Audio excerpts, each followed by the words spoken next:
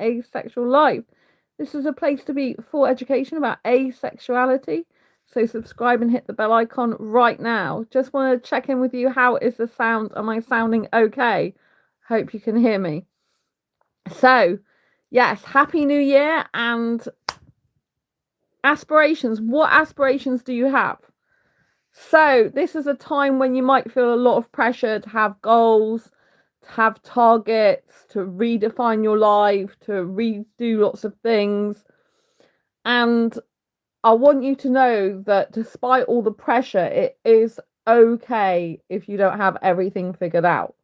In fact, some of the magic in life is when you don't have everything figured out and you have then space in your life to bring new things into it throughout the year. If you have plans and goals, which can be very, very, very good, the only danger is you can set so many plans, so many goals, and if you don't achieve them, you can feel very disappointed with yourself.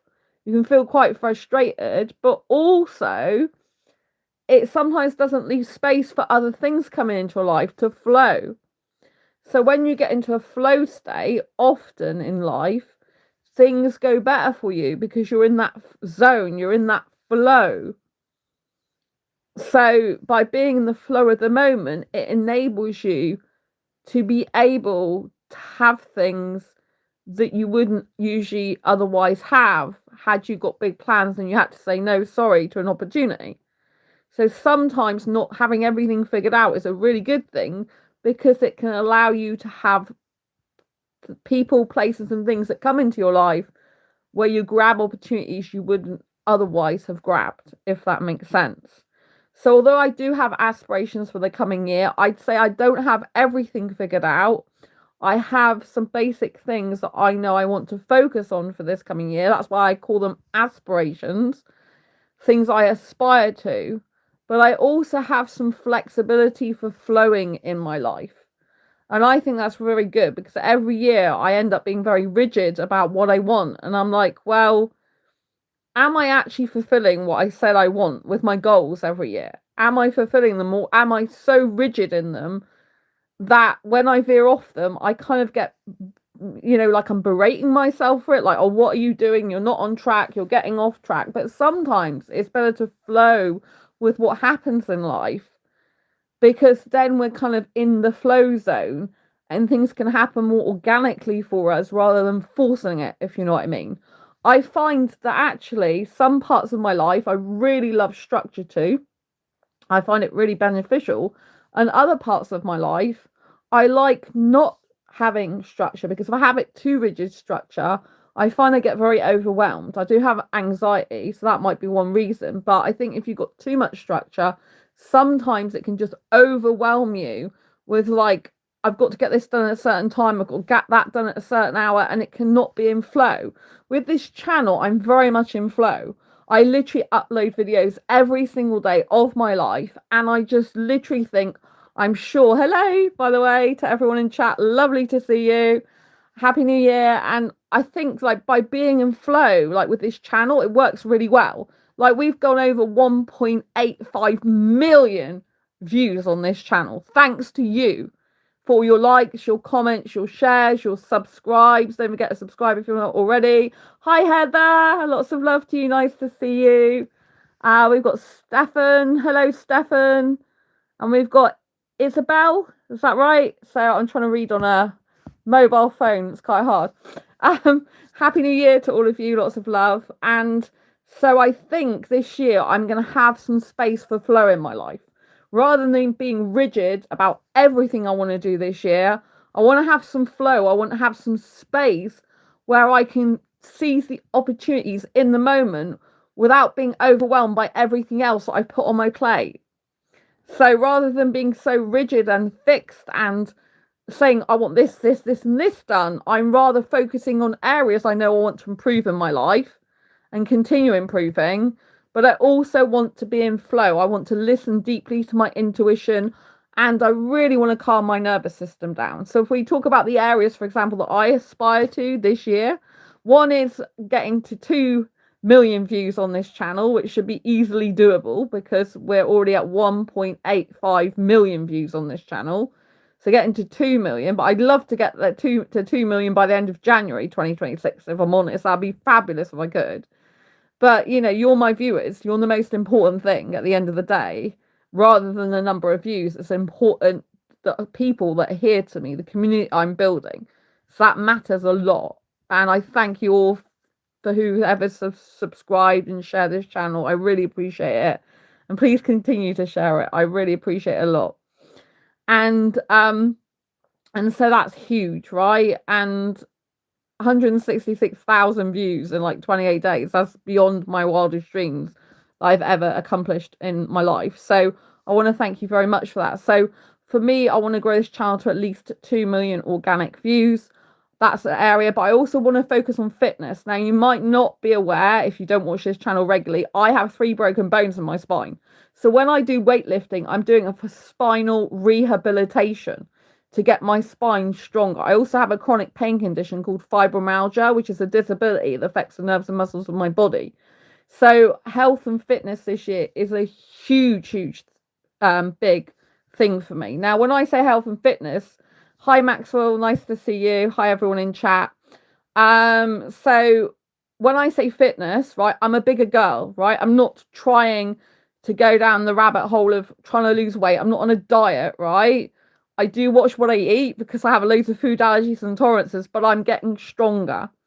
And so I think this is really important. There's so much out there, so many stereotypes that only skinny people can be at the gym and only skinny people can lift weights and only skinny people can get fit, right? Even bigger people can get fitter and can get stronger in their muscles, in their bones and stuff like that. And on this channel, I'm very inclusive. You might know that I was a finalist for the Inclusive and Diversity Award with Women's Business Awards. I'm actually second runner-up for Speaker of the Year with them as well. So I'm all about diversity and inclusion here, and this includes bigger body weights as well, and supporting people with disabilities as well. So it's very, very important that, that we foster loving, caringness, compassion and understanding with one another. And that we actually, support people with disabilities and support people that have got different body shapes and types, So I'm going to be focusing heavily on fitness to hopefully heal my broken spine, because I have had broken bones in my spine since April the 28th, 2024. So most people are meant to heal from a broken spine within 6 weeks to 12 weeks, within 3 months. Do you know what I mean? I've had broken bones in my spine for over a year. The MRI scan showed 3 broken bones. X-ray showed 2. But the doctor's now confirmed I have 3 broken bones. The MRI is right. It's more detailed. So the X-ray was wrong. So this is not normal to have them go on for this long broken. So it's very important that I continue to improve my spinal strength to increase the strength of my bones in that area and to help heal it. But obviously it's difficult to balance healing with actual rest as well. So it's very, very important that we take time out for us and we learn to heal. So another thing I want to do is heal my nervous system. So my nervous system's had a lot of trauma and stress last year, particularly for the first 3 quarters of that. So I want to calm my nervous system down in any way I can. So I'm trying different techniques for that, because I usually listen to positive affirmations when I wake up. But I found over Christmas, for example, that jazz music, for some reason, they got Christmas jazz music, really helps soothe my nervous system. So for me, an aspiration is to calm my nervous system down so that I can decrease my cortisol levels so that I can build stronger bones. Because cortisol breaks down bone strength, it breaks down bone density. So if I can decrease my cortisol levels, which is a stress hormone, then hopefully my bones will be able to reform and, grow better and heal themselves. So there's a lot of factors that can affect broken bones, and a lot of people overlook stress and cortisol, but it's really essential to get that down. So rather than overwhelming myself this year with so much piling stuff on myself, I'm trying to think, what areas of my life do I have aspirations in? And I'd like you to do the same this year and not give yourself such a hard time if you have goals that you set that you don't accomplish. Because I think as soon as we start having goals and we don't accomplish those goals, we can start berating ourselves, putting ourselves down. And this actually means that we're not going to have a good year. I would love to actually have time this year to have space for creative pursuits, for being able to just flow with the moment and having an idea and come up and being able to have the space to pursue it.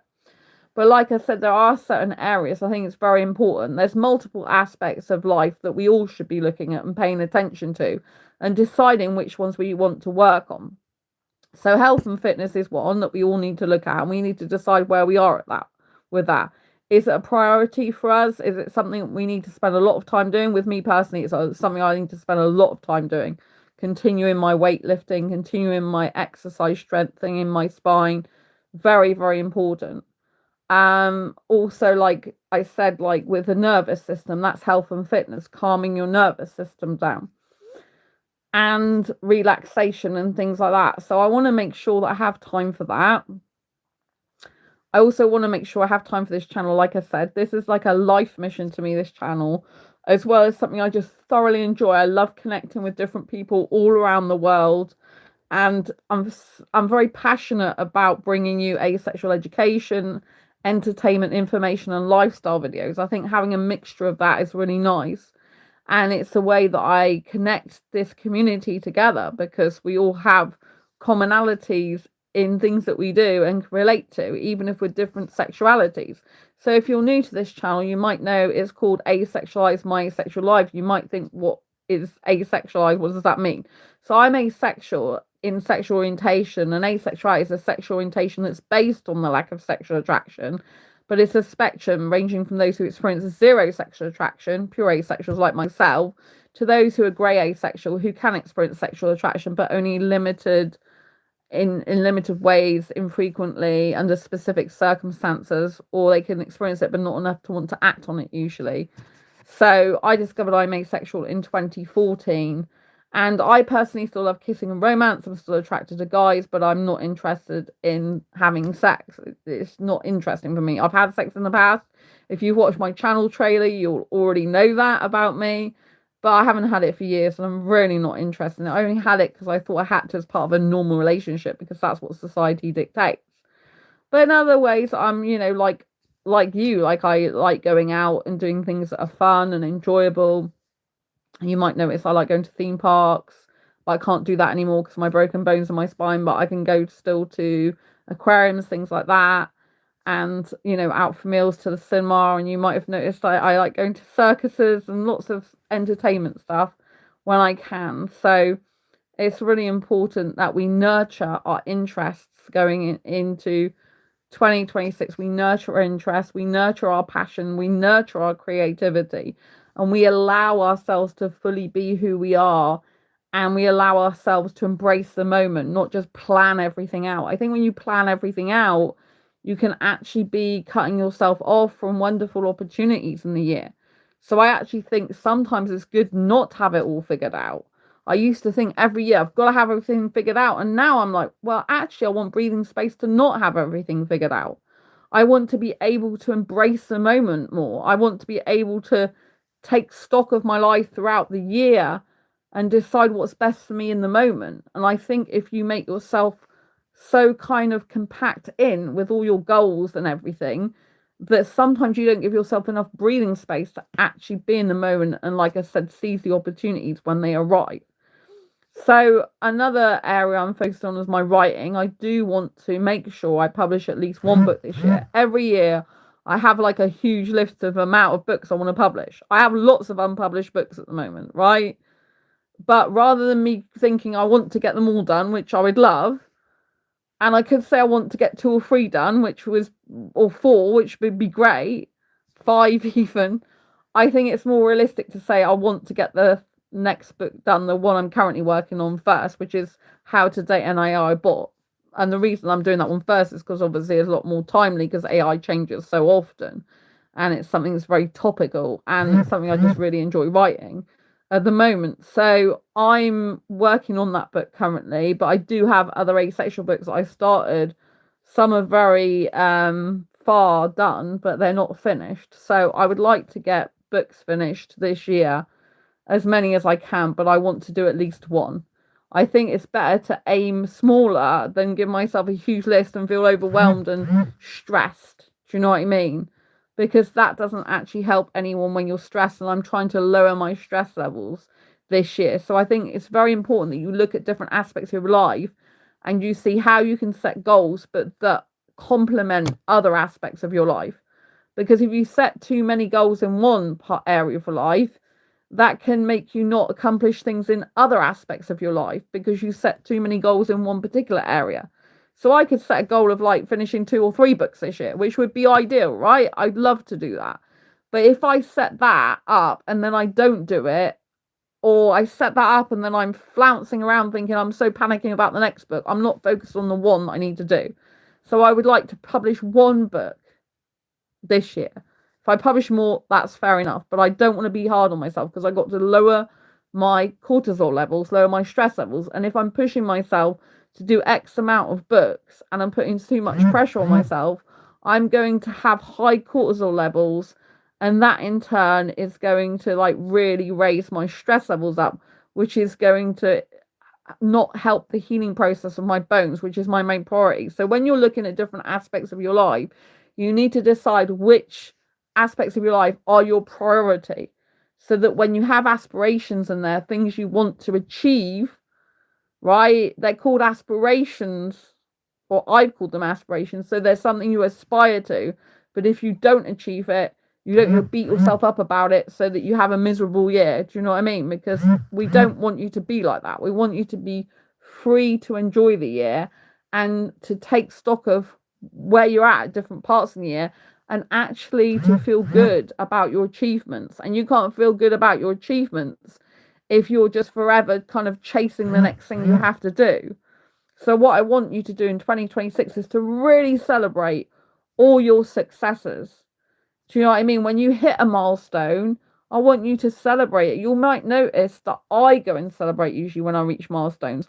I often take myself out for a meal, or I go to see an extra movie at the cinema. One of the things I definitely want to keep doing is self-dating, and I highly recommend you do this.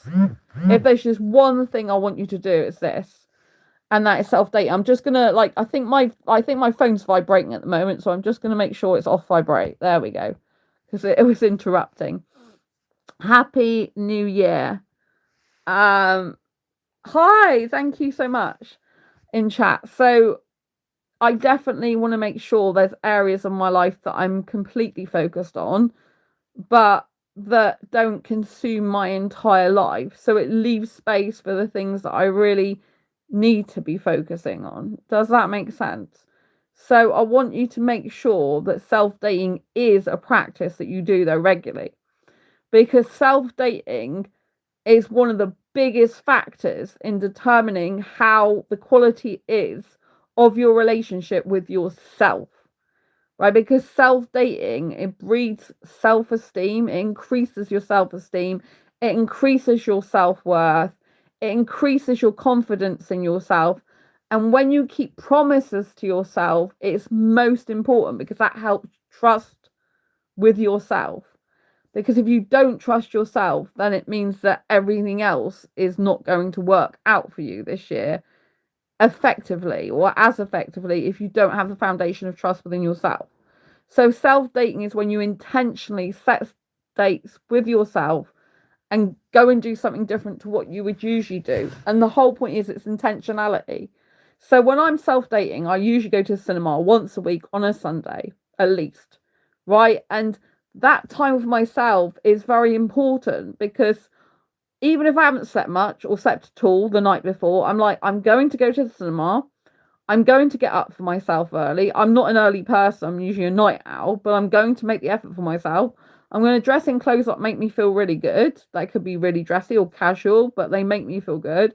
And I'm going to treat myself like I would treat a date. Like if I was going on a date with the most gorgeous guy, right? I thought he was gorgeous. I wouldn't want to not go on that date. I'd be looking forward to it. I'd be excited about it. I'd be looking forward to actually the day, and I wouldn't let him down because I'd want to make sure that I followed through and was reliable, and I really want to see him. So you should treat yourself exactly in the same way, with the same excitement, the same enthusiasm, and the same follow through and commitment and reliability with yourself. This is so important for fostering love and compassion for yourself. So an area I really want to continue working on is self-love. And I want to think more positively this year as well. I want to change my mindset to being more positive, and I want to practice living in the moment more rather than fearing about the future, because 2024 was very and it was very difficult for me going into 2025 because I moved, and there was a lot of trauma that happened last year with the move and my place I moved to. So what I'm doing as well is I'm sorting my home out. I'm making it more homely this year, gradually tidying areas up slowly. And this just requires a bit of time every week rather than a mountain, because like I said, if you overwhelm yourself, you stop yourself doing anything pretty much, and you just stop yourself in your tracks. So I'm part in Matthew Hussey's Love Life Club. Matthew Hussey is the world's #1 dating and confidence coach. He's got over 3 million subscribers on his channel. And when he talks about, clearing clutter, he talks about doing it in 15-minute stints where you just do 15 minutes a day of tidying a specific area, small area, so it doesn't become overwhelming and stop you from doing it. So this year I want to practice on doing smaller steps more consistently with different aspects of my life, so that leads to bigger and better results. So I want to be more consistent with my health. That means like sometimes I might do a full body workout, but other times I just do a bit of exercise, not as much. That could be just going for a walk, shopping, or it could just be doing a few weights, keep my weightlifting up. It could just be doing something for that. Then with tidying my flat, like I said, I just want to spend a few minutes on that per day if I can, but at least per week, where I'm just focusing on a very small area, getting that little area tidy. I've already started on this. I've already started tidying my shoe cabinet. The top of my shoe cabinet looks so much more clearer because I've got a pink Perspex box, which is really sweet. And it's got all my paperwork in that I would usually, like like I get bank statements and posts come in. I just used to dump it on top of the shoe cabinet. So this is in like a box now, and it's much nicer. I've just got some incense as well, so I put that on there after I cleaned all the shoe cabinet surface down. So this keeps it a lot more clear and tidy. And so this, creates more space in the home. But I want to make sure, because I have a lot of stuff to do in my place since I moved, I want to make sure I do go through that systematically and methodically. So I am organising that, and I have been writing a list of what I want to do and the order I want to do it in. So I suggest for you personally, you focus on what feels right to you and what's going to get you to be the most productive. So in some aspects of my life, I like to write a list down. I'm just going to move my legs a minute. I like to write a list out, such as with the household stuff, like what area to declutter, what area to clean, what area to tidy. I like that structured, like what am I going to focus on? Shoe cabinet, and then getting rid of this or packing this away or sorting this out. I like that written down in a structure. For me, that's really good, because otherwise I feel overwhelmed thinking, what room should I focus on first? What should I do first? What should I discard? What should I keep? And I'm just panicking about the whole lot. And this is stopping me being productive at all. So for me, systematically writing it down is very important. And then when I focus on a section, I know what I'm going on to next, so I don't even have to question it. So for me, the structure for this year is very important in my home. I want that structured. I want that written down, and I want me to go through it step by step. So that's a type of structure I want in my life, a goal, if you like, setting goals and, and giving myself time. So it might be an area of a room, just one small area, but it might take me more than 15 minutes a day. So I might spend 15 minutes on tidying that area one day, then 15 minutes the next day, then 15 minutes the next day. Do you see how this works? Until eventually it's like I want it. This alleviates putting massive pressure on yourself and from feeling like you're failing. Because if you give yourself smaller goals in a smaller amount of time, you're more likely to achieve them and be able to get everything else done that you need to do in small bits as well. So this is like an effective strategy I've already started using. I hope I can continue this. In other aspects of my life, such as this channel, I don't have a rigid schedule on purpose because I like to be in flow with this channel. It's called Asexualise My Asexual Life because I like to share my own asexual life journey in order to help you in your life journey. This means going with the ups and downs of my asexual life and seeing what I feel will be a good video for you to watch that you might like, which you find interesting or entertaining or educational.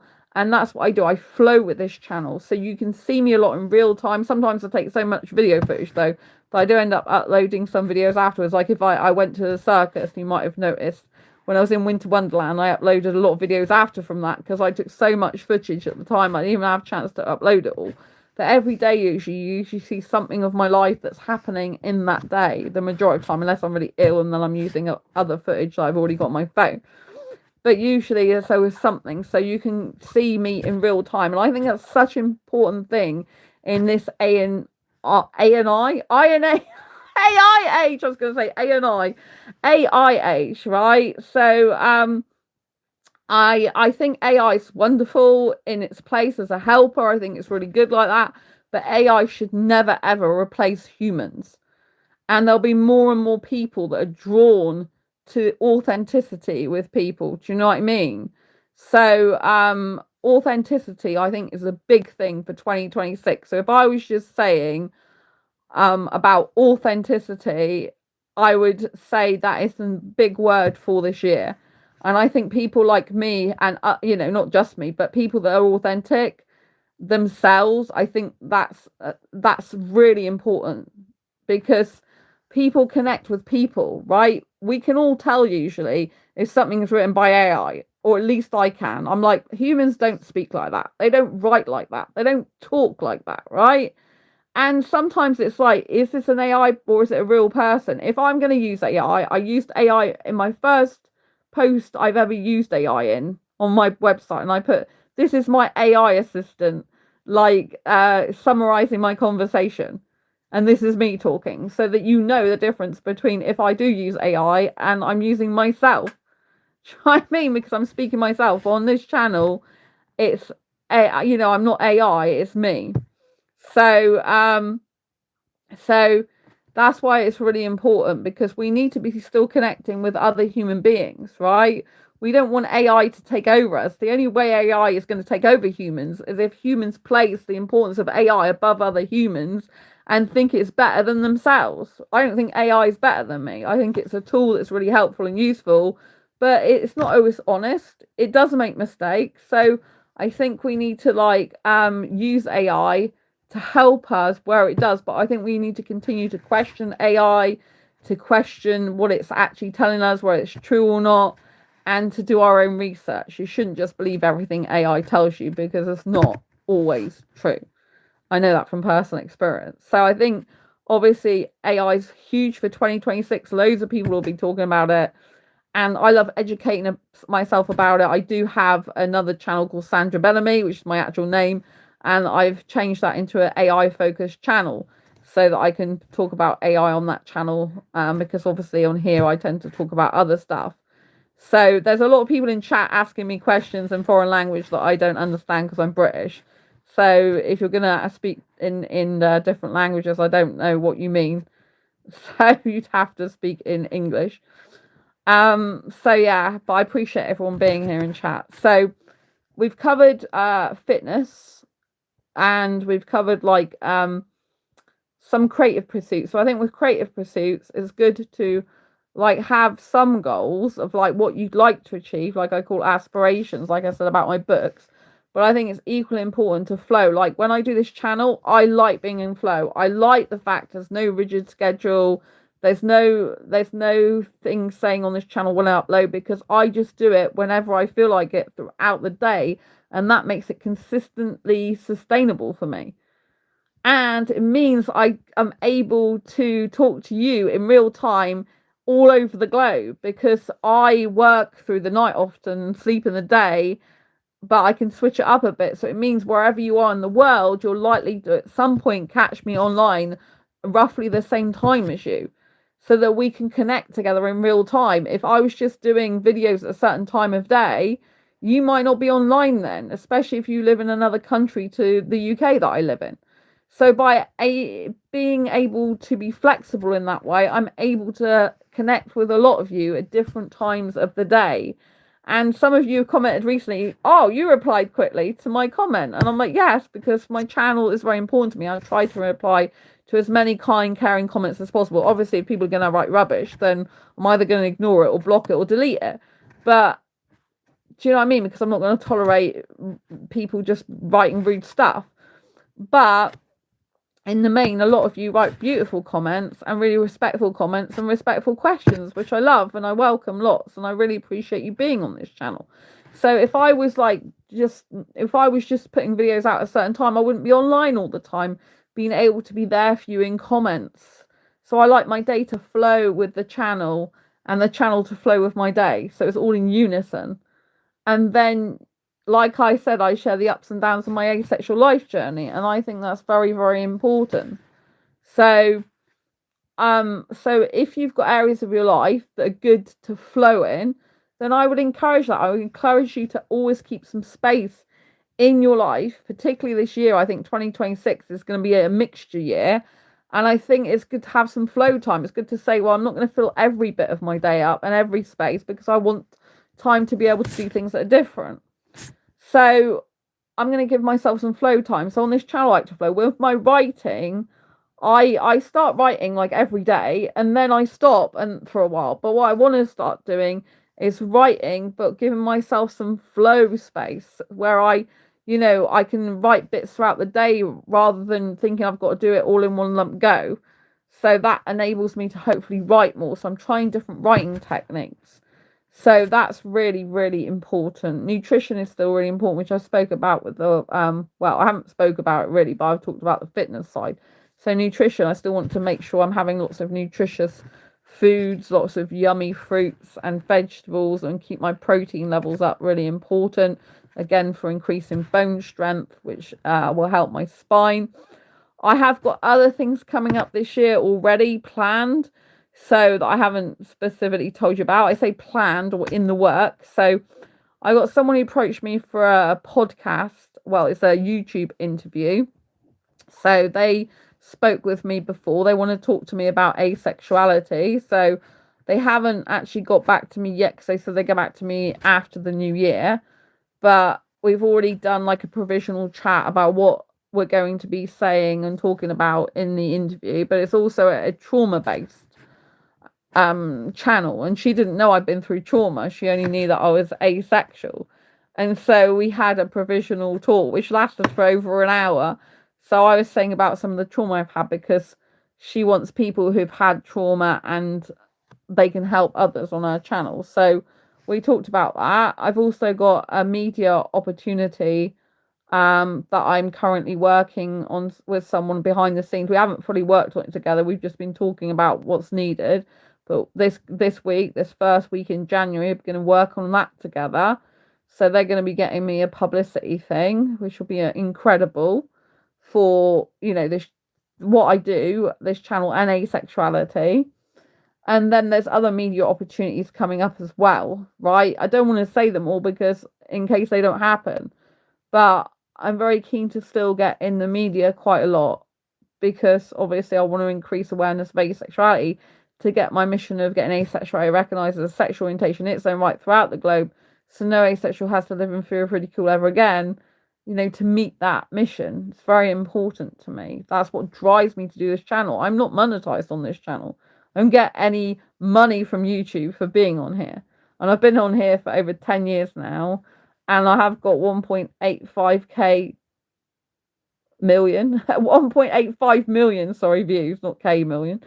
I've got 1.85 million views, and I got 166k, which is 166,000 views in the last 28 days. I don't know if that's changed in the last 24 hours, but that's what it was about 24 hours ago. right? So obviously it's increasing rapidly, and I'm really thankful and grateful to every single one of you. So I really want to continue growing this channel. Makes me so happy putting content out. Some people are like, how do you not get burnt out with the amount of content that you do? But I don't, because I love it. It energizes me being on this channel. Doing videos for you makes me so happy. And I feel very connected to you. And I know that, the world can be a very lonely place and you can feel disconnected. So I like bringing people together here, and connecting you all together, and being part of my community here is just fascinating and wonderful for me. So I really appreciate you, and I want to continue to grow this channel a lot. It means a lot to me. I also have some other channels I want to grow, and I continue to grow Make Money, Make Cash, which is a smaller channel. I teach people how to make money using online marketplaces such as Vinted and Facebook Marketplace. I did have stuff on eBay, so I got caught like a boot camp on eBay on there. Obviously, I sell books on Amazon, so those type of things. If you're interested in that, you can subscribe to Make Money Make Cash as well. That has a lot of organic views, so I don't have to put videos up all the time on that channel. But obviously, the more videos you put out, usually the more views you get. So I've had a big viral video on that channel. It's got thousands and thousands of views, and it's a small video. So I want to continue to grow that. I've got an AI channel, and I have a dating channel amongst other ones as well. But this is always my main priority.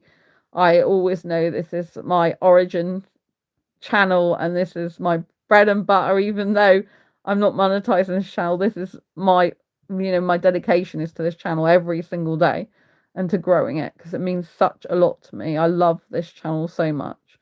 So I think in 2026, it's important that you lean into the things you love and do more of it, and you calm down and decrease the things you don't like, or things that are not so good for you. So I want to make sure my nervous system is decreased in activation, so it's less activated. So I'm less stressed, less trauma, and more stable.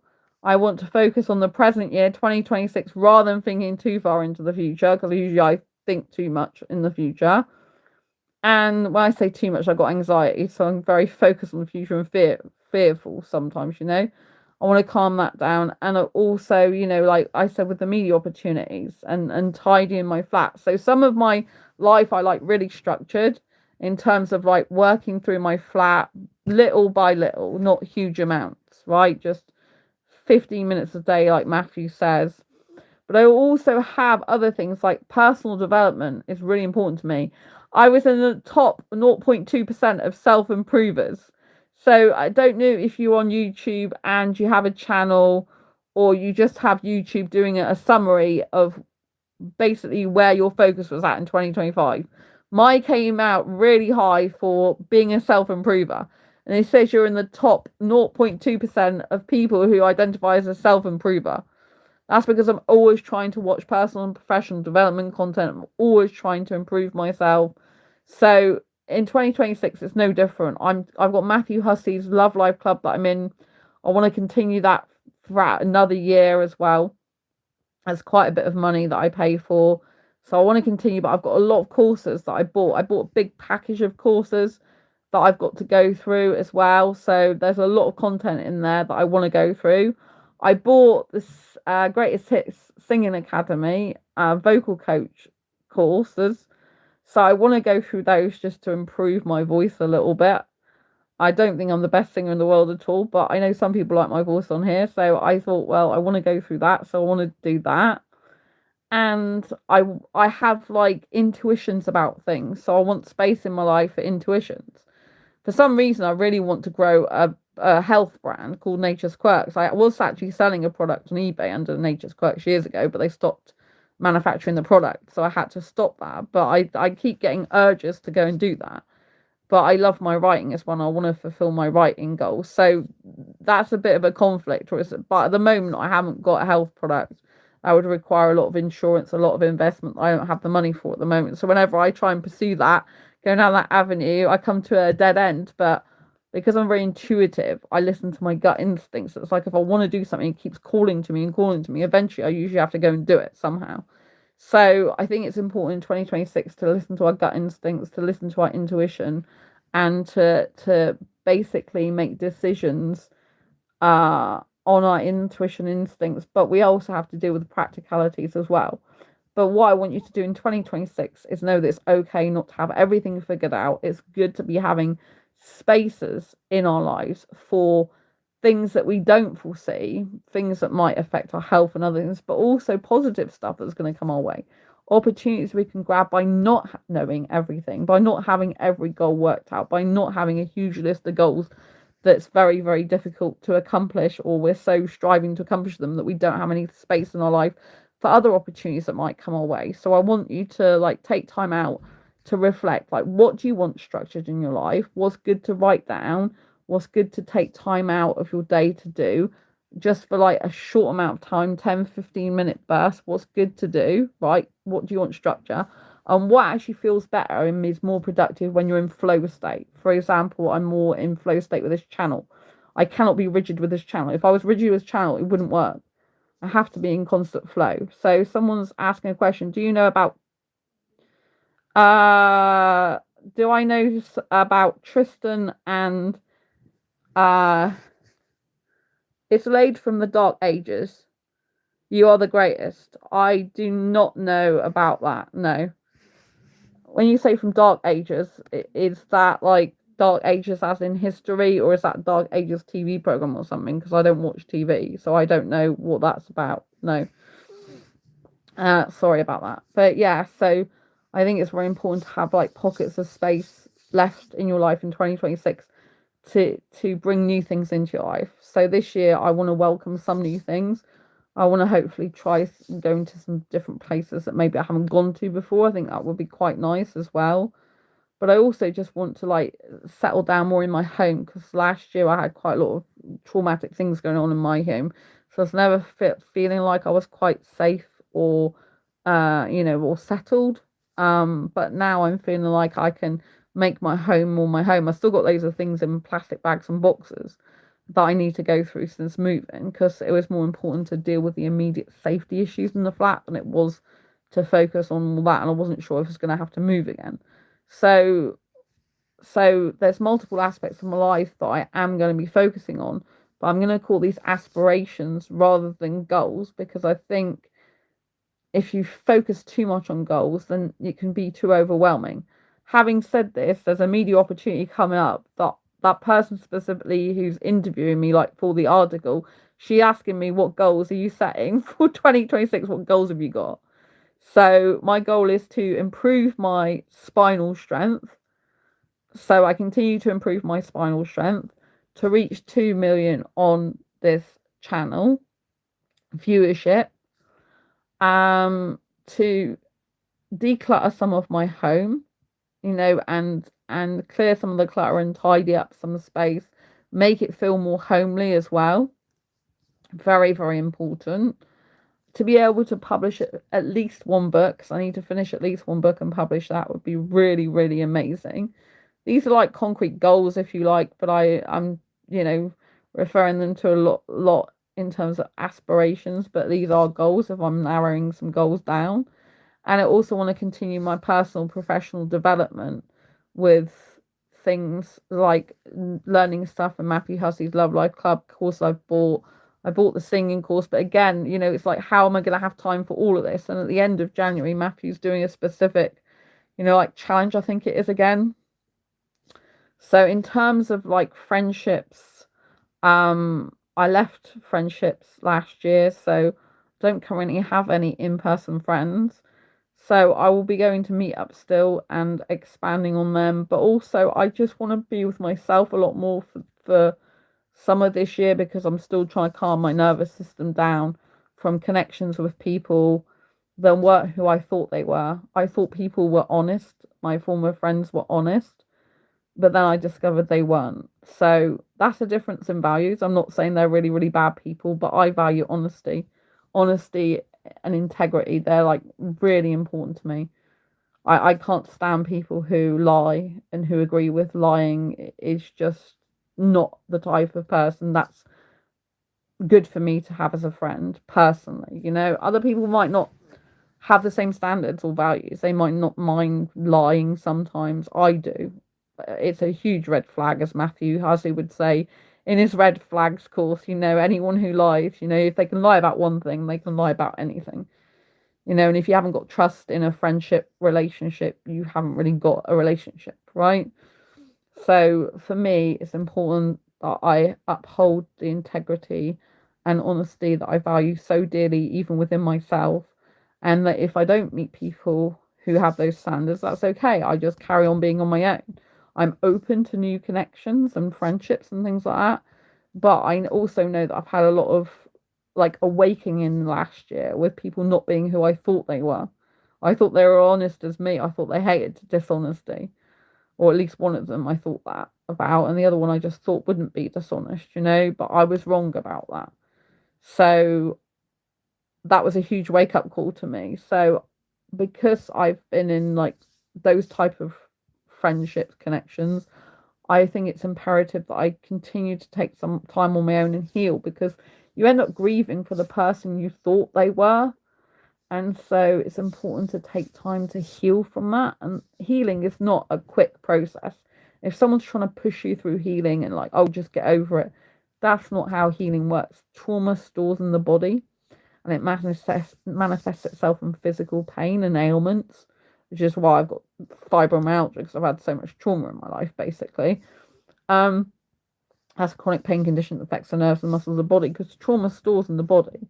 And equally, when you are awakened, or awoken, if you like, to people not being who you thought they were, it's very traumatic, it's very distressing, and you go through a grieving process because you lose the person you thought they were, you lose the connection you thought they were, and you lose that stability and sense of identity of who you were in relation to them and who they were in relation to you, and you realize that never really existed as you thought it did. So that's a grieving process. It's not to be rushed, it's not to be pushed through. It's a matter of trying to come to terms with that and to heal gradually over time. I am healing from it. I mean, I've been now a whole half a year basically without a best friend in my life.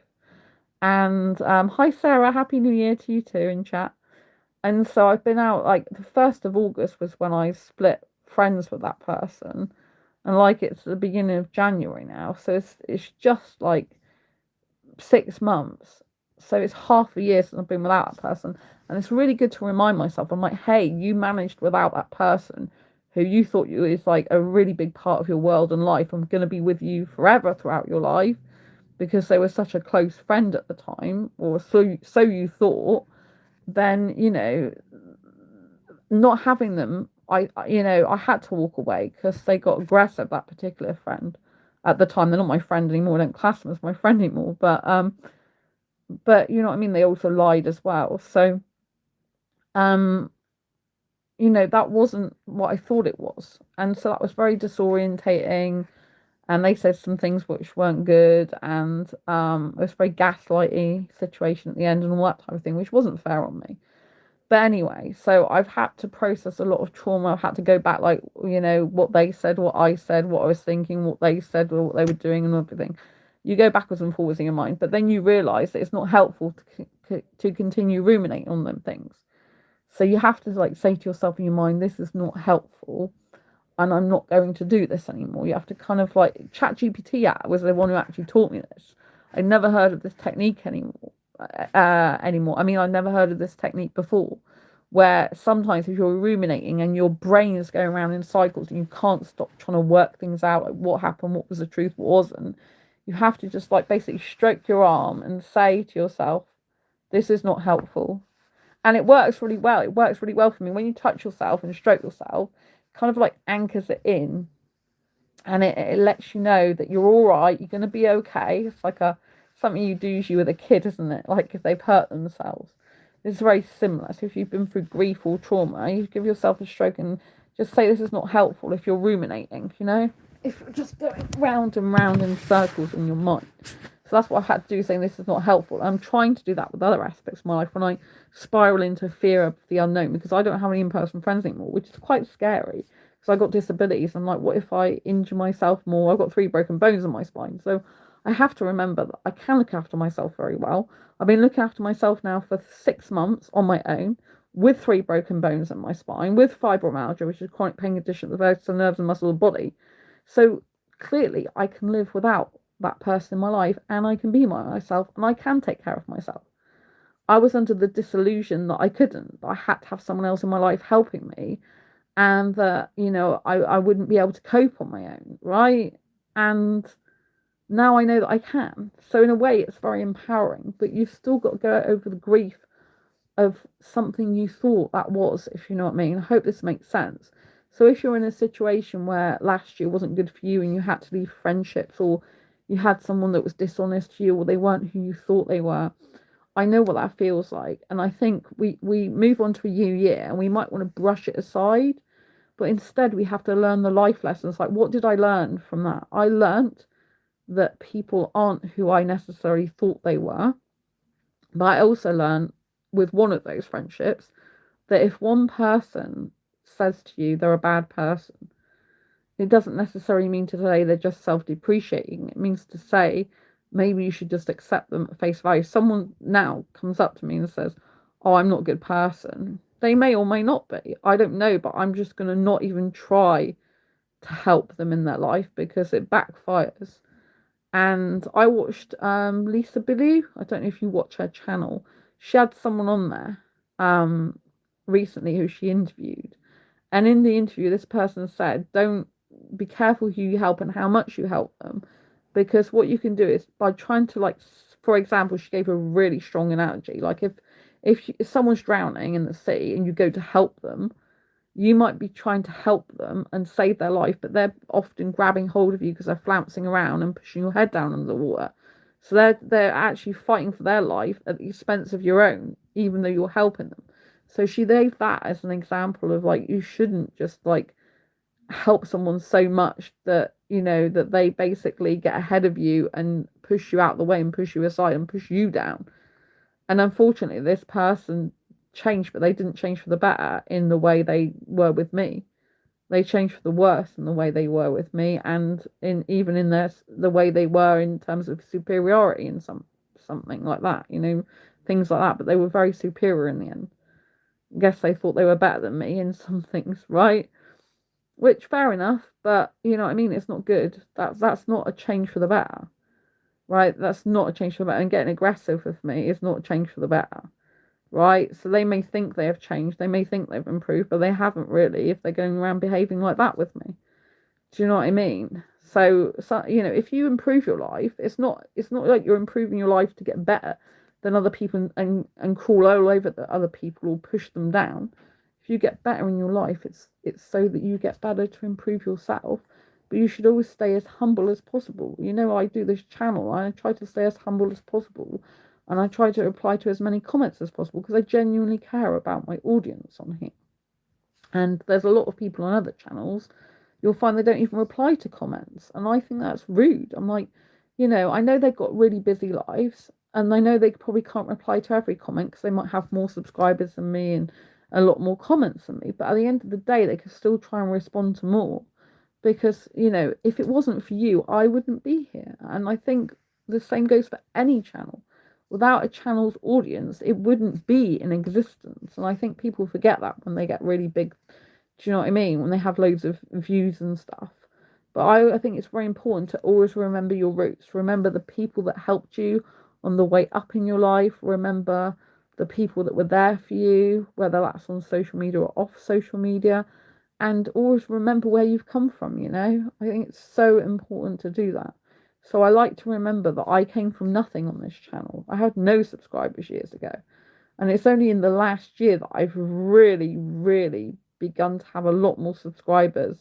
And I was kind of stuck at a subscriber level for a long time. And that I've really had phenomenal growth, rapid growth on this channel. And that's for a lot of hard work and dedication of myself, putting a lot more videos out, different types of videos, and pushing through my own fears and barriers. I do videos on this channel that I would not have thought about doing or wouldn't necessarily wanted to do. For example, I do some videos where I've just come out the shower with a towel around me. Now, I'm an asexual person who predominantly in my past has not liked to show off much flesh, much kind of like this bit here, I've always been a bit like, oh, I need to keep covered up. But I have a towel around me. You can't really see much, but I just do it now spontaneously because I know that's part of my self-care and self-dating practice usually is to have a shower before I take myself to the cinema. And so I like to show myself with, a towel around me sometimes with my, just drying my hair, chatting to you, because that's natural. It's part of my actual routine. And the work it's taking me to actually date myself. And this is saying I'm caring for myself. I'm being there for myself. And so I'm trying to show you in practice what I preach, what I talk about, if you like. I talk about how important it is to grow self-love, self-confidence, self-esteem. And this is by the practices that I do. So I practice what I preach. There might be channels where people tell you and they don't actually follow through on what they tell you. I do a lot of live streams like this where I tell you my plans and what I'm going to do. And then you can see if I follow through with what I say. The reason why I don't want to set myself such tough goals this year is because, like, for example, I have writing goals usually every year where I want to make sure I publish lots of books. But I know that in the past I've said I'm going to publish this, that, and the other book, but I know I haven't succeeded in that. All the time. There's a lot of times I haven't succeeded in that. So I have a lot of disabilities that do make it more difficult for me to do that. But rather than me having huge goals like that, I've just set one book to do this year, because by the time you've written the book, I haven't finished writing the book I'm writing at the moment, then you need to edit it, or I need to edit it, then I've got to format it, and then do the cover, market it. It's a lot. It can be like 6 months or more. I mean, books on average take at least a year to write, but I'm talking about this year. It can be another 6 months more work. So hi Sandra, have you moved again, says Sarah. I moved twice in 2 years, but last time I moved was 2024, and I moved to my place from 2024 to 2025. But I was trying to explain that I had a lot of problems in the flat where I wasn't settled. So I've been there for over a year now, but I still got a lot of stuff in boxes and I still got a lot of stuff in bags because I didn't know if I'd have to move again. But I'm currently staying put now. Um, but I had a lot of problems like leaks. I had a gas leak you might have known about, boiler blowing up, leaking carbon monoxide, no hot water when I like last Christmas and New Year, this time last year I had no hot water. I didn't have any gas either working. Do you know what I mean? So I was without a boiler. So, and then I had a lot of other troubles, even like more recently, there was a leak in my bathroom. Well, there's 2 leaks in my bathroom. So there's quite a lot of issues that end up cropping up in my flat. But I think the majority of them are out the way now, so I can actually take time to hopefully do some settling there. But the majority of last year I wasn't settled there. So although I've been there for over a year now, I kind of class this as the first year, 2026, where I can actually settle there, if you know what I mean. It's a little bit up in the air still if I'd have to move again, because I do have some disability benefits. Like I said, I'm not monetized on this channel. I do have disabilities, so I can't work for an employer anymore. I am a self-employed author. So technically a self-employed author, coach, mentor, and course creator as well. So yeah, but I don't make a full-time living from what I do, far from it. And I do have a lot of disabilities. So what a stress. Yeah, it's very stressful, Sarah. It's very stressful. There's been a lot of leaks in my place, but even if you look on my shorts video, you'll see the kind of 10 days before Christmas, I had a toilet leak, and then in the middle of the night, like even more of a toilet leak. It was gushing out. It's just like, and they had to replace the shower because the shower's faulty. This is happening like 10 days before Christmas, but like prior to that, there's been a lot of problems. So it's like, it's constant. Like, so most people would feel safe in their home, but I haven't been able to feel safe in my home because it hasn't been a safe place. So that's why it's difficult, because I have anxiety, but like a home is where you're supposed to retreat to. I don't I don't feel quite settled there even now, if I'm honest, because I rely on disability benefits and they took them away from me last year for 5 months. I lost my PIP. I got it back, but I've only got back for 2 years. Well, technically 3 years I've got it back, but they can start assessing me within 2. So within June 2027. I've got it till June 2028, but they can start assessing me again from June 2027. I don't know why they do that. It's ridiculous. Because it means they assess you a whole, if they want to assess you a whole year before you're actually supposed to have it, like, potentially stop or not stop, so it was a lot of stress last year. My cortisol levels were through the roof. I was in survival mode a lot of the time for the majority of the year, not the end of the year. The end of the year was very good for me because I won runner-up speaker of the year with Women's Business Awards, and I was a finalist for diversity and inclusion. I got the trophy because that all happened. Well, someone's voted for me to do that. They put me forward. Nominated is the word I'm looking for. Someone nominated me in October. I think it was October for both of those. And but I didn't find out straight away. I think it was October. Basically, I didn't find out till, or was it August? No, it was August. That's right, August the 23rd. But I didn't find out till October, I think it was. Basically, they nominated me, but I didn't find out till about 2 months later. I didn't realize. I didn't see the email. So, so they nominated me for Speaker of the Year and Diversity Inclusion Awards, and I actually won second runner up for Speaker of the Year, and I was at the event which I've posted about here. So that's been an absolutely incredible dream come true, like beyond my wildest dreams I could ever feel possible. And getting to 1.85 plus million views on this channel is like a complete dream come true. Throughout last year, this channel was growing rapidly. So throughout all the stress, the survival mode, the electrics blowing up, leaking carbon, I had a gas leak and it leaked carbon monoxide after it blew up the boiler. So, and singed the guy's hair while he was working on it. So I had a gas leak when I was on my own, and then I had the boiler actually blew up while the guy was working on it, the electrician, and leak carbon monoxide. It was just a lot of stress and a lot of problems. So this year I kind of want 2026 to be a time when I calm my nervous system down from all that stress. And I had to walk away from two friendships. One was a best friendship and close friend. The close friend I haven't completely cut off from. We've just left on amicable terms. The close friendship, I'm still in contact with them. Like from a business, they're actually a client of mine. So I'm still in contact with them. So we've just like agreed that we got different values. They believe sometimes it's good to lie, and I believe it's never good to lie. It's very different values. So we just both amicably, have ended the close friendship because, we they wanted me to lie to them about something, and I said I will not lie for someone's comfort. I'm not a liar and I won't do that. So that's obviously they're not happy with that.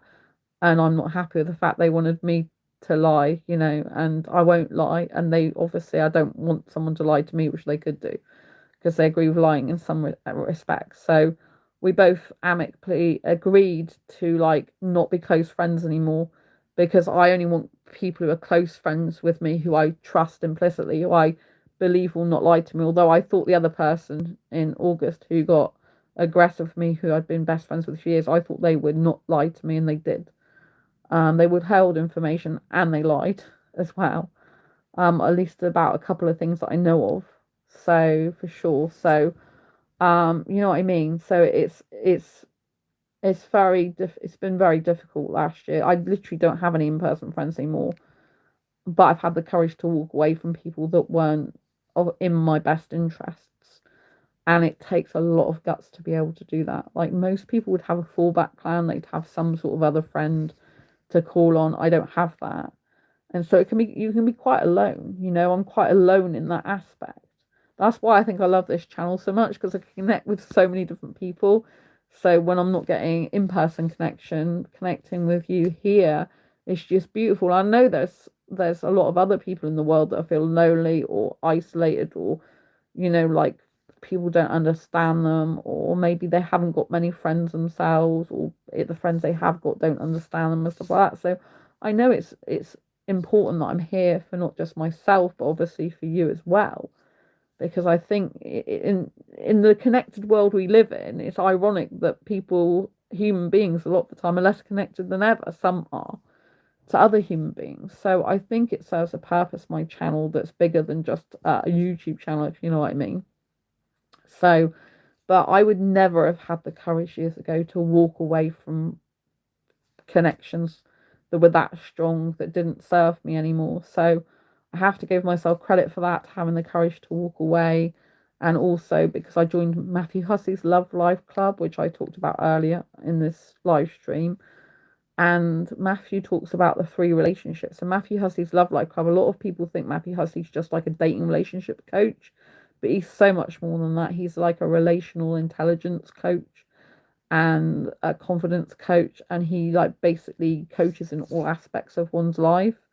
So he talks about the three relationships, which is love life covers the relationship with ourselves, the relationship with other people, and the relationship with our lives as well. So ironically, though he's predominantly known as a dating coach and confidence coach, and a lot of people go to the Love Life Club to find the love of their life, I went in there when I was dealing with a major heartbreak and to work on myself and to purposely not go back to dating the type of guy that's wrong for me and to work on myself. So I'm still in there my second year and I plan to be there longer because I don't believe it's good to go into a relationship without working on yourself first. And if you've made mistakes with the people you've chosen in the past and with with people, even as friendships, clearly I've chosen the wrong friends, not because it's any of my, I mean, I'm not responsible for their lying and deceit. That's not my responsibility, that's on them.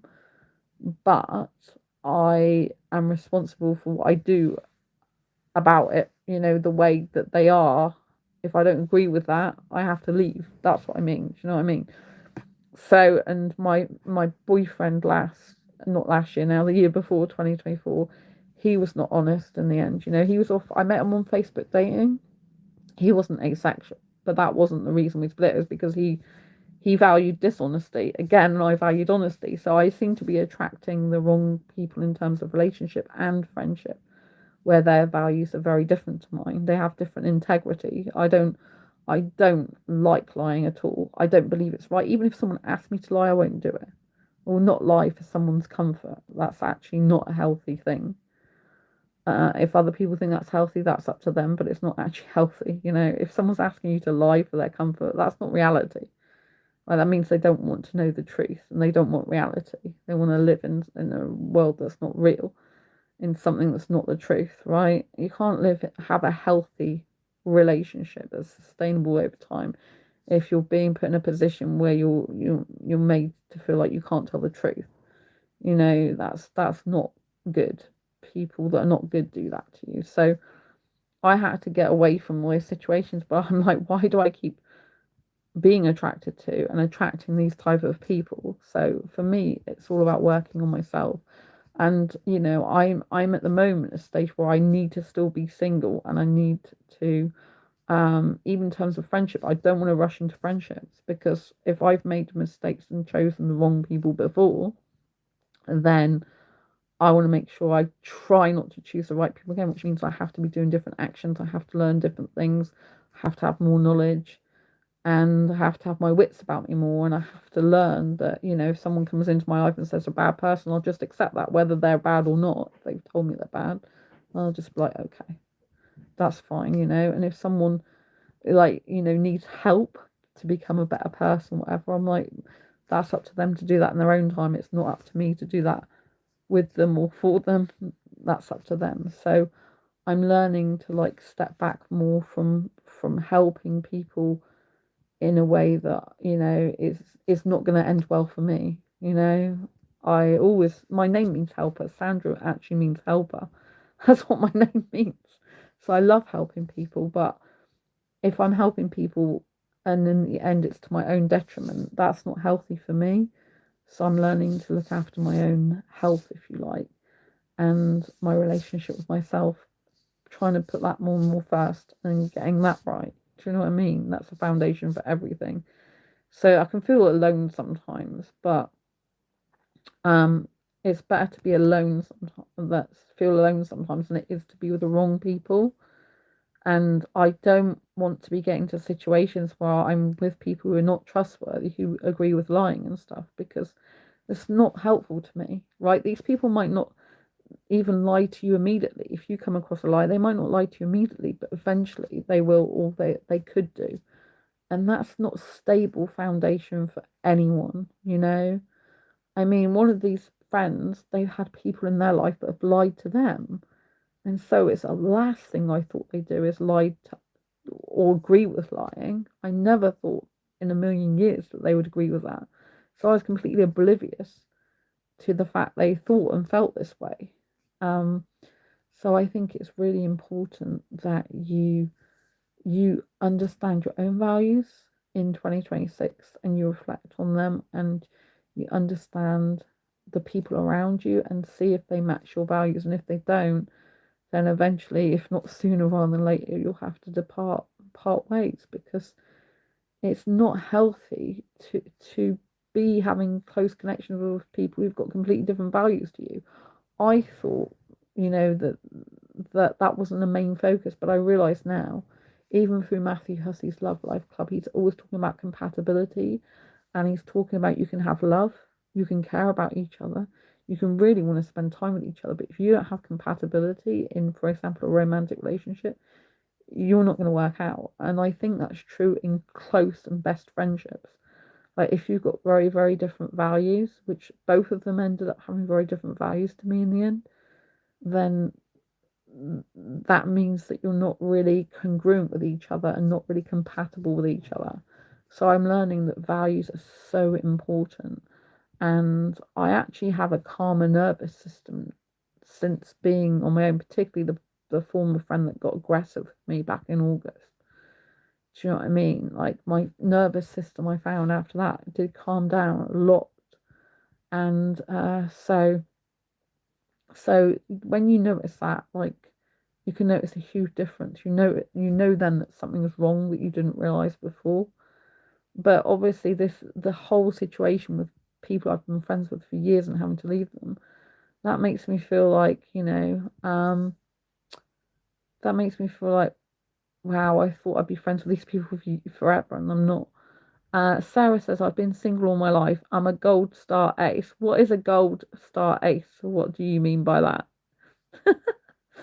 You mean, oh, gold star ace, you mean because you got a gold star because you have completed your whole life without being in a relationship. Is that what you're saying? I think that's what you mean. So yeah, I've actually been in relationships the majority of my life, but these people I left last year, they were friends. The former boyfriend was actually the year before, 2024. Did I say last year?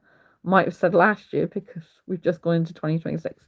So the former boyfriend was 2024, who was not honest. So I've been single since I split with him in May 2024. I haven't been in a relationship since then. So yeah, and then the friendships I broke away from were last year. Two friendships, one best friend, one close friend. Best friend was 7+ years friendship. Close friend was 8+ years of friendship. And I walked away from my therapist as well of a year, because he was echoing the patterns that I was trying to heal from. So I walked away from the therapist. So I have no therapist and no in-person friends anymore. Sarah says exactly, single all your life. Yeah. Oh, well, you've done very well. I've actually been in relationships for a lot of my life. So, but I've been predominantly single since 2011. That was the last time I was in a long-term relationship with a heterosexual guy who was my boyfriend for a very long time. That was the last time I actually did have sex, because I thought I was expected to as part of a relationship, because that's what society dictates. And I found out I'm asexual in 2014. After that, I couldn't bring myself to have sex ever again, and I knew there was something different about me. So yeah, I haven't had sex since 2011, and we're now in 2026. So it's a lot of years ago, which I'm happy about, because I don't want that. I was rather interested in the washing up and listening to music, and I hate the washing up than doing that. I love the kissing though. I love kissing so much. I'm a hyper kisser, which is very rare. I don't even know a hyper kisser in the whole world, let alone in asexuality. Most asexuals don't even like much kissing. They like a little peck on the cheek or on the lips, not like full on kissing for up to hours. I can kiss up to 4 hours or more and never get bored, with quick breaks for the toilet and stuff like that. So yeah, hyper kisser. I'm a hyper romantic, so that's hard for me.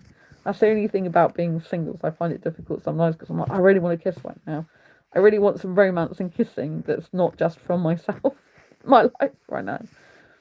But part of me thinks like I'm better off just being single because I'm happier single so far. I've never been happier in a relationship. I've always been happier being single. And the relationship I had in 2024, that was the last short term relationship I had.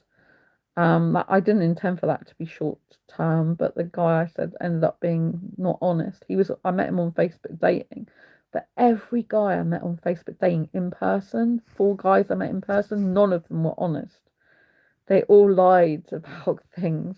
Every one of them I met in person. So one of them came back in my life as well. He came back in my life via Instagram last year.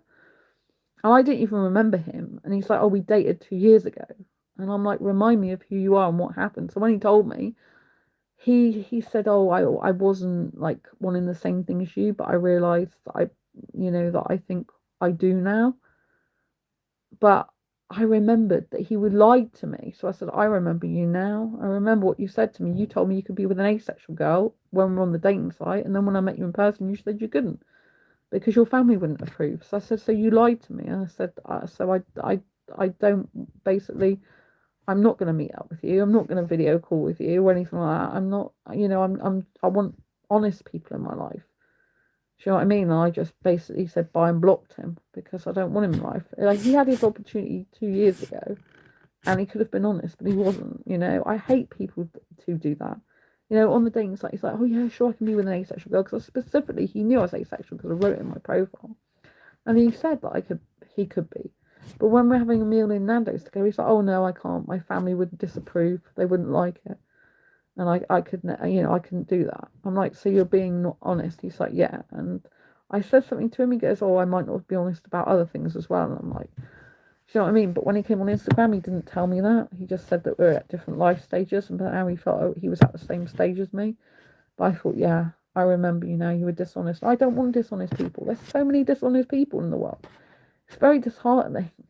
But I'm like, I'm really, really honest. So there must be some more honest people in the world. I can't be the only one. I don't believe that. I think when you're a really honest person yourself, you've got to understand there must be other people like you, and that gives you hope. Because I don't want someone who's dishonest. I don't want someone who lies about little things. Because if they lie about one little thing, they can lie about anything. It's actually a red flag. Matthew Hussey has a course in his Love Life Club about red flags, and lying is a real red flag. Lying and not taking accountability, lack of consistency, all these type of things. These are all red flags, for unhealthy relationships are not going to last. So I apply a lot of those same rules to friendships. You know what I mean? So I just, I want to take time out for myself. I realise that in 2026, it might be a case of I'm still on my own for the majority of 2026, including friendship wise. I might not be making close friendships because when you've had a lot of trauma and grieving for even friendships, you need to give yourself some time and space to grieve and not just rush into anything because you need to learn the lessons from before but get over that trauma because otherwise you'll take that trauma to other friendships, if you know what I mean. So, and other relations. So, but I am more thinking to be less, I still want to be open, but I don't want to make myself so open that I end up getting hurt again in ways that are not, that are not good for me. Yeah, you can't stop people hurting you. At the end of the day, I could end up getting friends and they still hurt me. I did make a friend back in August actually, but he was not reliable, not consistent, and not honest. And I told him like, I know you can't change because you told me it's the way you are, but that's not the type of friend I want.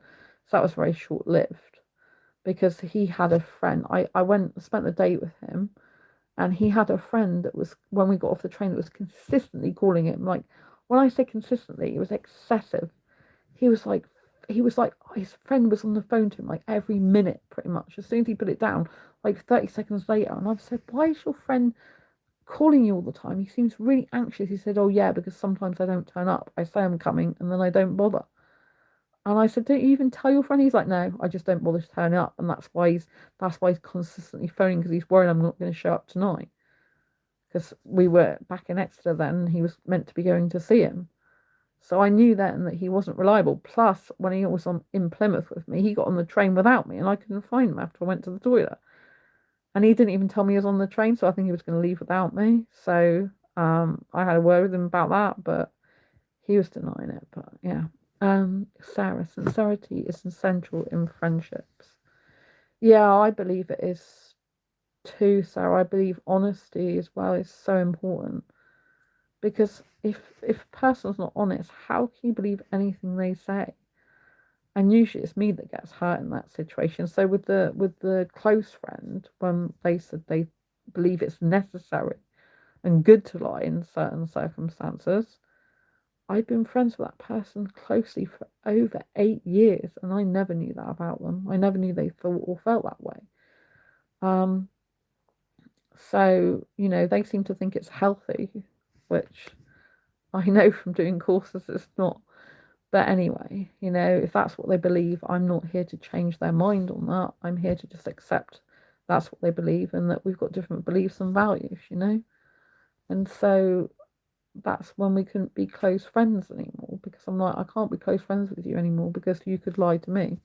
He wanted me to lie to. He said, in this circumstance, I want you to lie to me. I said, I won't lie. I won't lie for your own comfort. I won't lie at all. And he's telling me the specific words to say. I'm like, I can't say that. So we can't be close friends anymore. Because we've both got completely different values, and he won't change on that, and I won't change on that, because I believe honesty is the best policy, is always the best and right thing to do. So yeah, it's a shocker, because I know he's even said that he knows lying isn't good sometimes, but he said the word sometimes, and lying's never good.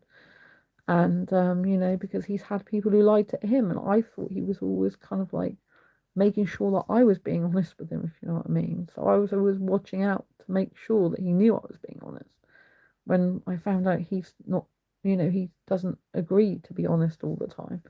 So that was a complete shocker. I don't understand that at all. But that's a puzzle to me. It's a very big puzzle. But then it's a puzzle that the person who got aggressive with me, who I was best friends with for years, he's gone back to reconnect with a former best friend of mine that I introduced him to, that deceived me for the whole 5 years of the entire friendship.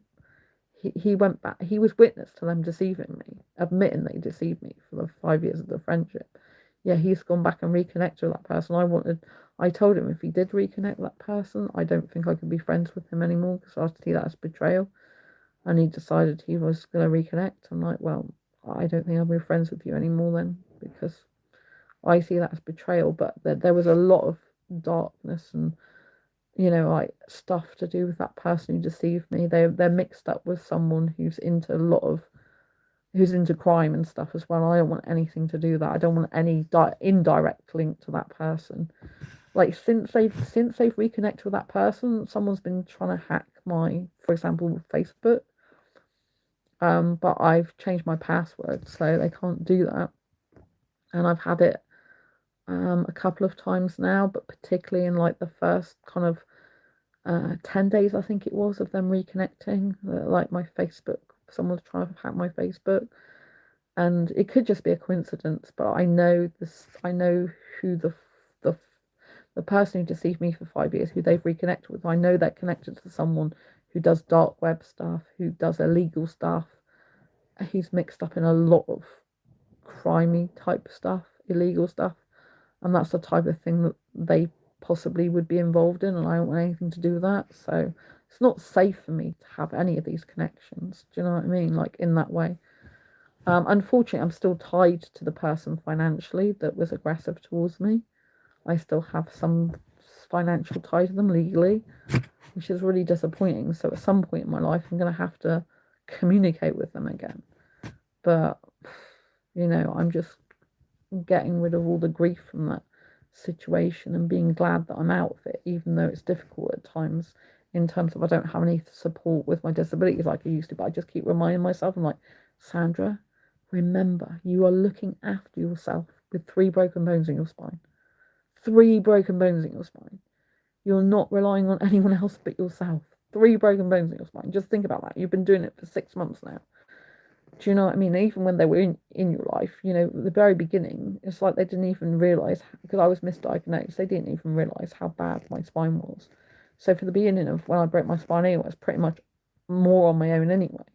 They came to help me after I got my official diagnosis, and they took it more seriously. But before then, they didn't really help me as much. When I really could have done with it more, when I literally broke them, which was very bad. I was like squirming around on the bed. It was so painful for me.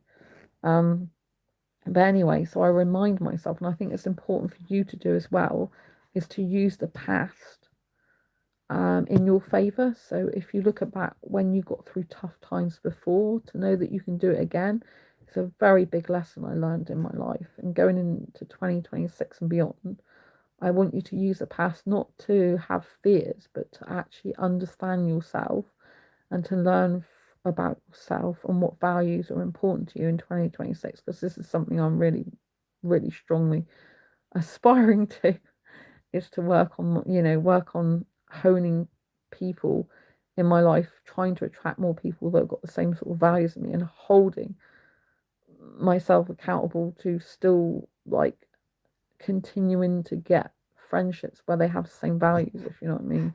Holding other people accountable to that as well. And if they're not going to do that, then it's not a friendship I can entertain.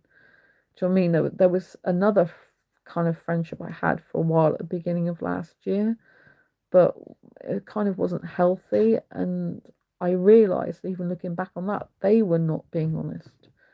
Their family was making them lie, even. And I'm thinking, it's a good job that you're not really, you know, talking to that person anymore, because clearly they are capable of lying. Their family was telling them to lie, and they were doing it because their family. But I can't do it. Even if someone told me to lie, I wouldn't do it, because it's not who I am, and I have integrity, and I'm my own person. Do you know what I mean? Someone doesn't get to dictate what I do with my life like that. Do you know what I mean? I'm strong like that. And so I think if someone is easily influenced by other people and they're able to just lie because someone tells them to, I don't think that that's going to be very good. It's not going to be very good for me anyway. So I think going into 2026, it's really important to look at your values and try and find people who match those values. If you can't find people who match those values, then it just means you stay on your own, basically. And you realise these people can't give you what you want, and you keep them at arm's length more. Do you know what I mean? It's hard. It's hard if you're a very honest person. And the person who got aggressive with me a couple of years before then, nearly, they said to me that, oh, you're the most honest person I know. And looking back now, I think, well, that means that they weren't being honest, doesn't it? So yeah, it's very important that, you know, um, it's very important that we, you know, look after ourselves, and that we understand, um, going forward, like what's good for us, like what we need, and we nourish our needs. Because I think all too often we're so worried about what other people need, how we can help other people, how we can make other people feel better in our lives, that we don't focus enough on ourselves. So I think, I know for me, 2026 is going to be focused a lot on nourishing myself. Like I said, calming my nervous system down, de-stressing, getting my home how I want it, and clearing the old energies out, because there's a lot of, like, kind of like when my former friend was in there, I kind of have a lot of memories still from him, and you know what I mean? So I have a lot of memories from him in the place, and I kind of want to get all that old energy out, if you know what I mean. I've been without them now for 6 months, like I said, and I think that's something to be very proud of. Like, if you've got disabilities, that's a lot harder, because you kind of, especially if you're relied on someone to help you with your disabilities. So that's why I'm doing weightlifting as well, to get stronger and keep my spine strong. Because if I'm stronger in my spine and I'm stronger in my body, I'm able to take care of myself. If I'm not, then I can't, because my body just gets too weak. So I have fibromyalgia and then I have a spinal injury on top of that. So it's a lot of pain. I'm in a lot more physical pain than I've ever been because I've got both at the same time. It's hard on me. So you have to give yourself a lot of compassion, a lot of kindness. You have to tell yourself that it's okay, you know, it's okay, and it's understandable that if you're in a lot of pain, that you're going to be hurting more, and it's harder to cope with. So I want to continue doing things like going to the cinema that reduce my stress levels and that help me to calm down. And I really want to focus on, like I said, getting my nervous system down, and I want to focus on making my home more homely, getting rid of the older energies and bringing in the new. Hello, Brian. Nice to see you in chat. So I would urge you to focus on that as well for 2026. Like, can you ask a question if it's a relevant question, and if it's a sensible question, and if it's a nice question? There's been a couple of people in chat that have been writing stuff that's disgusting and got nothing to do with this. Well, right, if you're just going to say, you know, I seem to be getting a lot of trolls writing really disgusting stuff, and I'm just gonna, you know, delete your comments or block you if you do that. So it's me from one of your videos. Oh, thank you, Veronica. Nice to see you. I'm fine about you being here. I'm just not fine about the people that keep coming. Do I remember you? I remember you. I remember you being commenting on some of my videos. Yeah. So I have a lot of people commenting on my videos, but do you know what I mean? There's been people writing disgusting stuff in chat that's got nothing to do with this chat. So I want to make sure that we keep this chat civilized, we keep it on topic, and we keep it respectful. So so it's very, very important. So yeah. So anyway, so yeah, so I'd like to know in the comments, like, what do you aspire to for the year 2026? So oh dear. Wow, there's a lot of people, isn't there, writing rude stuff tonight in chat. So yeah, it's totally unnecessary. Wow, the trolls are really out today, aren't they? Got nothing better to do with their life for 2026, clearly. So anyway, I'd like to know any like nice aspirations you have in the chat, any really respectful comments and things like that would be nice. But yeah, so if we go back through, I'm going to be going, are you British? Yes, I am British.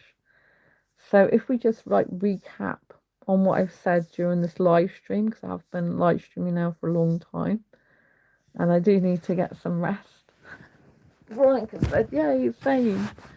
If we want to recap, what I was saying at the beginning of this chat is, if you don't have it all figured out with what your 2026 will look like, if you don't have all your goals set, if you don't know everything that's going to happen, you don't know all your plans, then it's okay. It's important sometimes to have space in your life, particularly for the upcoming year, where you can be in flow and you can grab opportunities as they come. If you fill your whole life up, your whole like year up with all these plans and goals, but you don't have any space for things new that could come into your life during the year, then it means that you're going to be not grabbing opportunities when they come your way. So I think it is important to actually not have everything figured out, to give yourself the grace and space of being able to have those moments where you don't necessarily have everything planned, you don't know everything. So so I think it's very important that you just understand that it's okay to not have everything figured out, because I think there's a huge pressure when the new year hits to have all our goals, know everything we're doing, have it all mapped out for the year. Now, I've done that in the past, but sometimes it's been overwhelmed. Well, usually it's been overwhelmed. I can't keep up with my goals. I've created too many goals. I haven't given myself a realistic time scale. I thought I had, but I haven't. then I become despondent and I feel like, oh, I've let myself down. I berate myself and like, oh, you haven't achieved this, that, and the other. Whereas I feel more that if you are in flow and you are able to have space in your life, then it means you can have new things come into it. I still think goals are important if you want to set them. I still think it's good to have aims in life. And I call them aspirations because I think when you have aspirations, it's more like something to aim for and it feels more inspirational and motivational than if you say goals.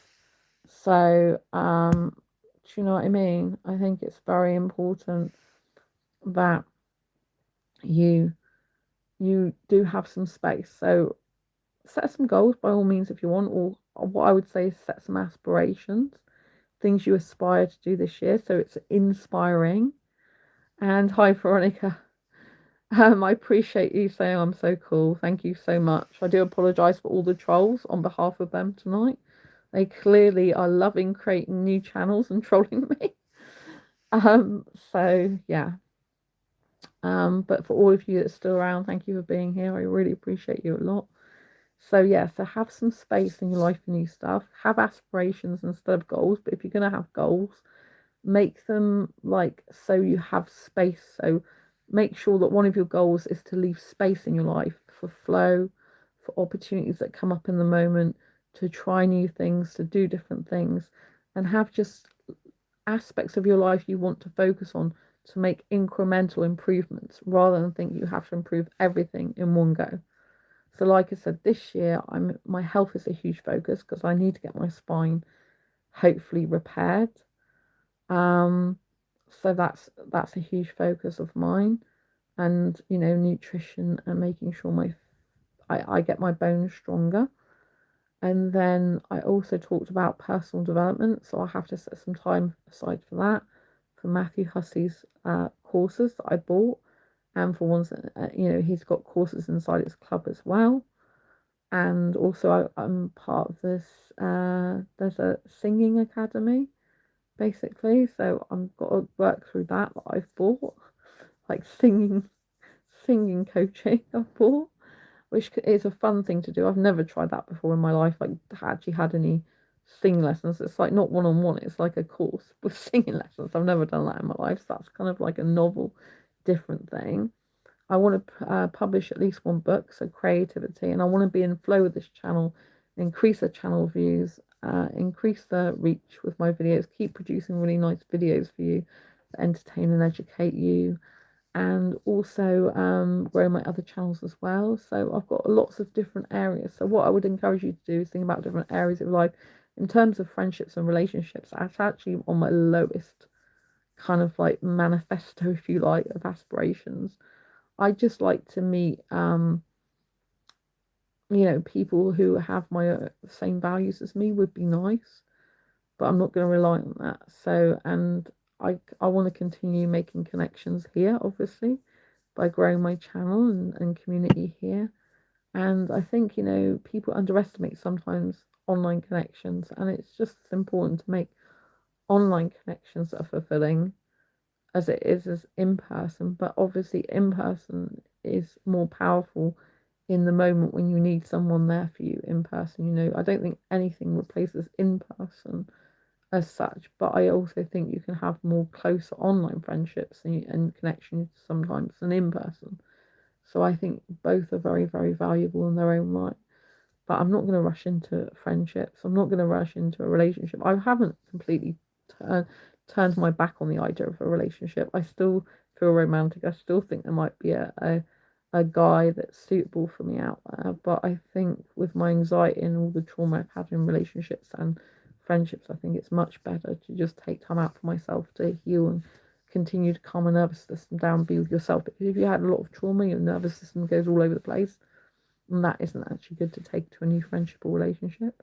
It's better to calm it down, because if you're really calming your nervous system, you can then tell more if something's off, because your intuition and instincts have got more kind of like quietened down, so it's louder. So when your nervous system is more quietened down, you're then able to hear the red flags and hear the kind of warning signs of what might not be so good in friendship or relationship. I hope that is helpful. By quieting down your nervous system, you then allow your intuition, instincts, and concerns to be able to talk louder to you, which I think helps you to make less bad choices, if you like. But having said that, I don't think there's any bad choices in life in essence, because I think even if things don't work out the way we wish them to, there's always something to learn from it. And I think sometimes God in the universe puts people in your life at certain times to fulfill a certain role, and then they go from your life. And so that way, it means that they served the purpose while they were there to be in it, but then you've learned something from that experience and you have to move on.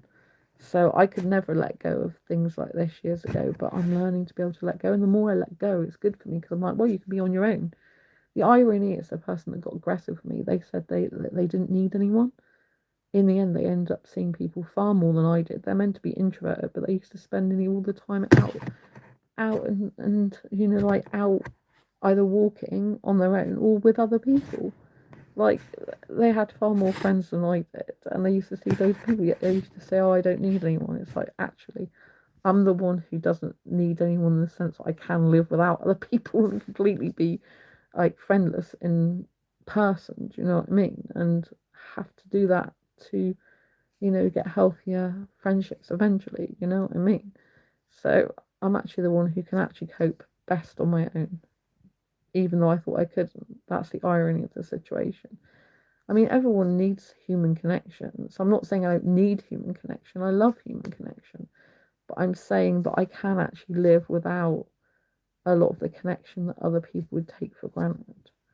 So I think it's important to assess your life, assess the areas you want to work on, create goals by all means, or call them aspirations, which I think is a lot more inspiring, but also know it's fine and okay if you don't know everything that's going to happen in the coming year, this year, 2026. And it's good to have space, pockets of space where you can grab opportunities when they come, which you wouldn't be able to do if you had all your life planned out. So have some aspirations in different aspects of your life, things you know you for definite you want to work on, and then just allow things to flow. It can be a beautiful thing. I want to thank everyone for being in the chat. Heather earlier, Veronica, we had some other people as well, the people that were respectful and kind, Sarah, so Marius, Emil, and Jeremias, I think it is, Henry. So yeah, a lot of you people, Maxwell, you know what I mean? So Isabel and Stefan, lots of love to you all. Thank you for tuning in tonight. And I'll see you on the next video live stream. Don't forget to subscribe and hit the bell icon and give this video a thumbs up if you got any value from it. And once we've stopped streaming, you can go back and watch it from the beginning so you don't miss anything. Lots of love, take care, and Happy New Year. Make it a good one, and I hope it's a good one for you. Bye. Lots of love.